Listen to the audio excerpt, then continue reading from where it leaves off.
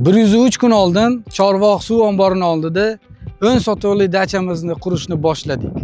Assalomu alaykum do'stlar. Shu dachamizni 103 kun davomida shu holatga keltirdik. Tashqaridan fasaddan ko'rishingiz mumkin. Tashqaridan 3 qavatga o'xshaydi. Hali bu 2 qavatli ko'rinishi.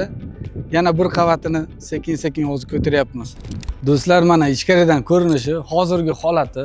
Kirganda chap tomonda basenimiz, yozgi basen. Ko'rsalaringiz, birinchi etajda yana qishki basenimiz joylashgan. Ichkarida 7 ta spalnyasi joylashgan. Yotoqxonasi, zal bor katta, holi bor, kuxnyasi bor. Yana bu yerda tepada 3-qavatimizda mansardasi bo'ladi. Mansardasida katta 4 kishilik jakuzisi bo'ladi. Bitta akvariumli spalnyasi bo'ladi. Do'stlar, men sizlarga eng zo'r qiziq joyni ko'rsataman.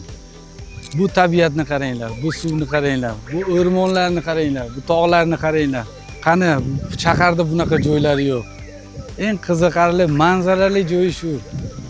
Tinch, sokin joy, qushlar uchib yuribdi. Shamol, shabada. Ushbu dachamizni manzili, lokatsiyasi, vidi, joylashgan joyi sizlarga yoqdimi, yo'qmi?